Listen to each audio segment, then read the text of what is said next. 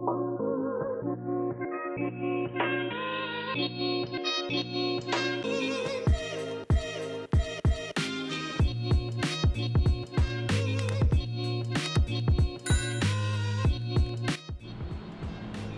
going on YouTube? Welcome back to the channel. So I've got a nice little DIY project for you guys. It's for baseboard heaters.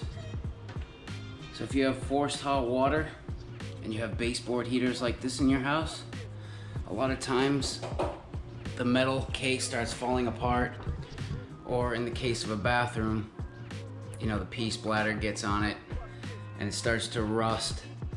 And it's really hard to find the exact case because they change all the time. And chances are you're not going to find the case, and it's not that easy to get that case off and put a new one on. So I have a nice little alternative that you can make out of MDF. And it looks something like this. This is a 16-foot length, so 2 8-foot sheets spliced together, and this will do an entire wall. So it looks like, just looking at it, it looks like it's several pieces put together. It looks like a baseboard heater. You have room for air to go in, through the fins, and out through the top. And obviously this will be painted white. Still needs a little sanding. But you don't need that many tools to do this. And it's really not that hard to do. So I'll show you what you're gonna need, and we'll get started.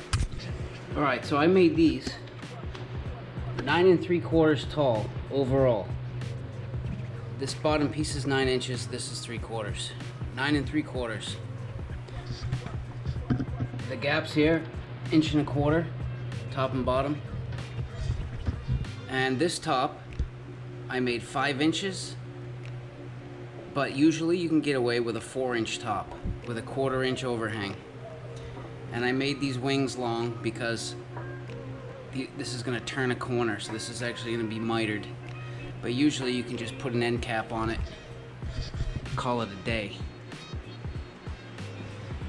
But the reason I went with a 5-inch top is because there was a piece of wooden baseboard, and then they added baseboard heat on top of that, so I needed that extra depth to cover. But if you just have a piece of baseboard heat and no baseboard behind it, you can get away with a 4-inch top and it will cover it. But you should check your baseboard first. What you will need to do this job: a skill saw, straight edge. I'm using a track saw because I have one. Some drills, or a drill. Either way, you can use impact with the quick chuck or a regular drill. Both if you got them. You're gonna need a palm router or a shop router, but the palm router might be a little easier. With a 1/8, 1/8 router bit and a 3/8 router bit, which you may or may not need this. Clamps, the Craig pocket hole jig, 1 1/4 Craig screws, sandpaper and or the fast cap edge brake, pencil, tape measure, pull saw of your choosing, wood glue, rag, and a square. And there's a couple of jigs and spacers that I made as I started going along, just to make things go a little bit faster. But pretty much that's all you need to get it done, besides the vacuum if you're doing it inside. So as soon as you get it ripped and cut to length, obviously if it's over 8 feet, you have to add on another board. You're gonna make sure those cuts are square. And now we're gonna mark it out all the way across. So usually I try to make a leg, I guess you would call it a leg, land right here. But in this case I'm not, because the spacing won't look right. So you just try to space it out. I wouldn't go any more than 4 feet in between the legs, because then the top gets pretty flimsy. But I'm gonna go with 40 inches on this one, and this is gonna land not on a leg, but that's okay. As long as the seam for the top does not land in this same spot, it's over here somewhere or somewhere else, it'll be fine. Once it's all screwed together as one unit, it becomes pretty strong. So let's mark it out.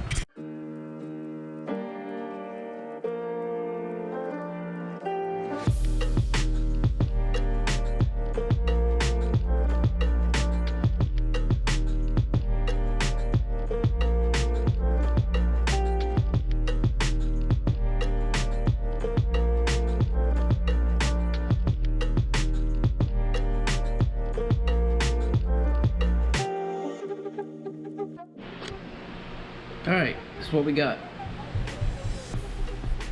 The legs, I go with 2 inches, 2 inches, and I went with 2.5 on the end because I'm mitering, I'm making, you know, an inside corner. So I just left a little extra for the miter.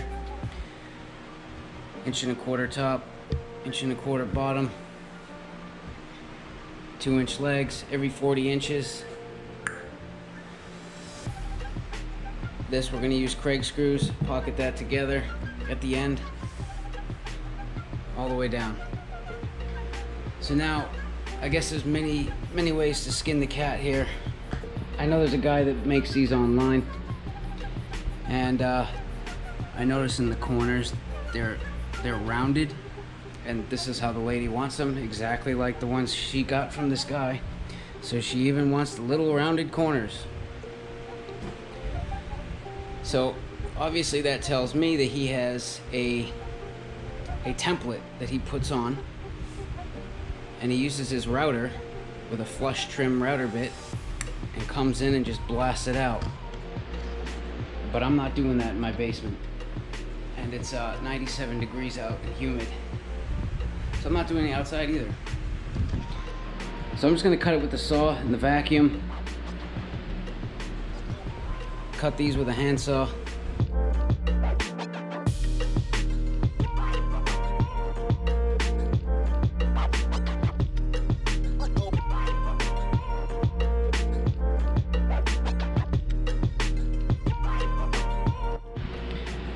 So after you do things a certain number of times, you start to figure out little tricks. So here's one.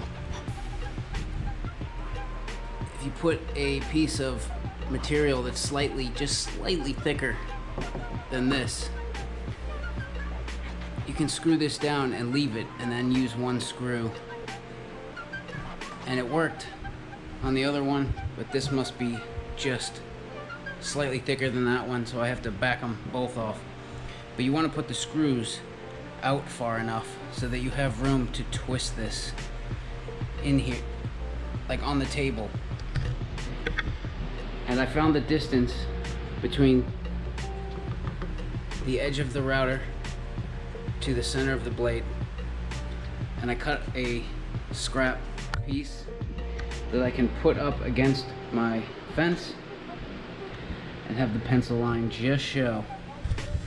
And you can just take a little mallet and just tap, tap, tap it into place. Screw it down, send the router through. Easy peasy.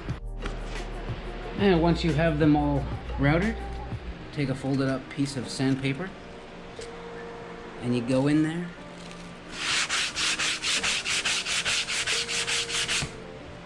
and just knock all the fuzzy bits off. Ooh, nice. Alright, so now we have to cut out these 1/4 strips for the top and the bottom so air can get in and get out. So I mean, you could clamp a straight edge, use you know, a standard circular saw, or if you have a track saw. That's what I'm going to use with a vacuum, or you can create a template and use a shop router with a flush trim router bit. However you get it out of there, just get it out of there.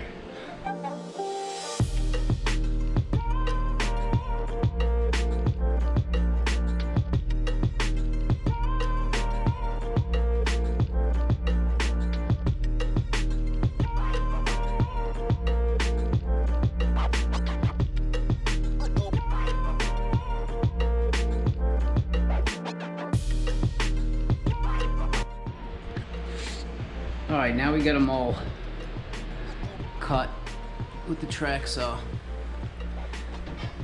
I'm going to use the Japanese pull saw, to just bring that cut to the corner. And this is why I used the router and did the channels first, because you can kind of set the blade right on that edge and just bring it down. But I'm also going to cut out here so I can leave some of that corner, so I can go in with the router after and make it round. That's the way she wants it. That's where you get it. But you could just go in square. Let's do it.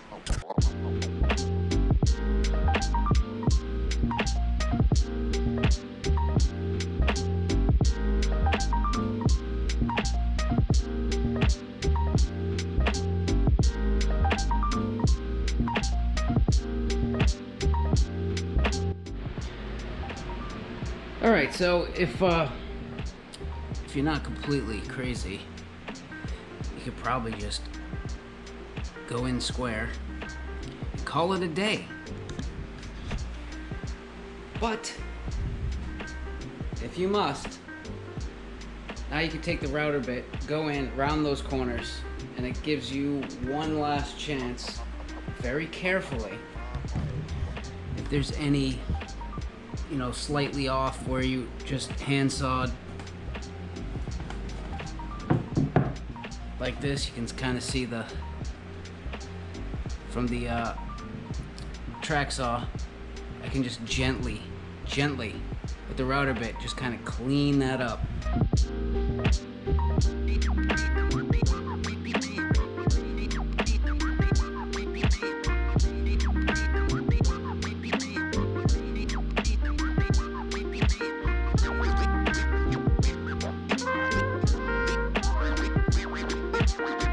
Alright, before we start assembling, we have one more step here.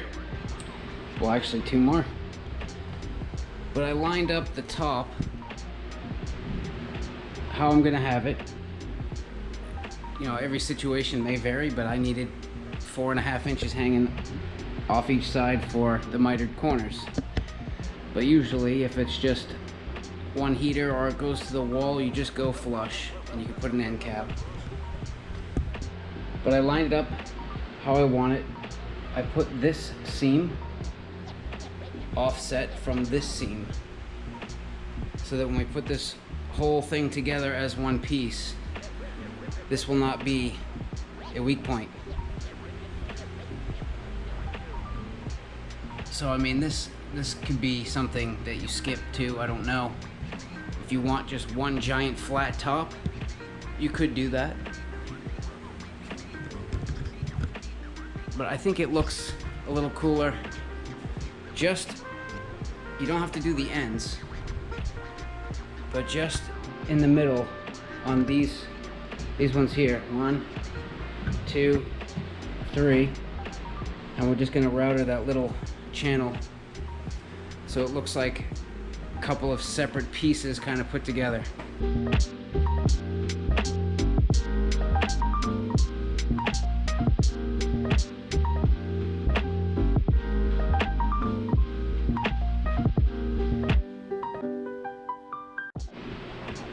Alright, we're ready to start assembling now. So first thing we're going to do is flip these over onto their backs. And we're going to drill all the pocket holes to attach this to here, and this to here. So we'll just go through and drill all the holes everywhere.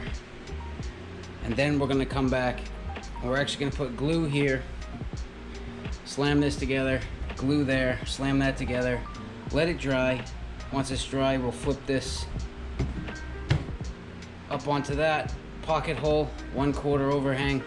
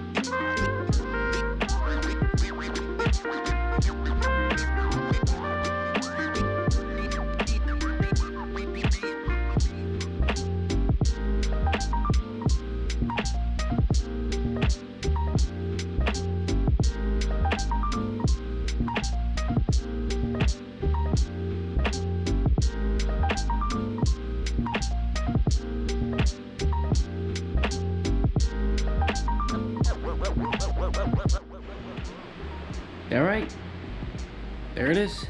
It's just upside down. I wouldn't worry about these. I just put these in for transport, just to keep everything locked in place because it's so big. But if you're doing like a 4-footer or an 8-footer, you know, you won't have that problem. The shorter ones are much easier. But it's ready for sanding, painting, and then usually what I'll do is I'll find all the studs on the wall. And at Home Depot you can get these little 3/4 by 3/4 L brackets, and you just go and mark out all the way across wherever you need them. Screw your L bracket on, have it flush with the back, and then get a long extension on your drill, and you can get right through here, and you can screw it right to the wall. Then you just caulk in the top, touch up paint. No more ugly radiator cover. And you don't have to worry, you know, MDF, I've had the question, is it gonna catch on fire? No, it's not gonna catch on fire. Boilers push out hot water through a pipe. It only goes up to 180 degrees, and then it gets cooler and cooler and cooler as it goes through your house. And also, these pipes run all through the house, through wood, hot water, 180 degrees, and the house hasn't burnt down, so no, it will not burn the house down. But that's it. Radiator covers, DIY. Make sure you subscribe, give the video a thumbs up. See you next time.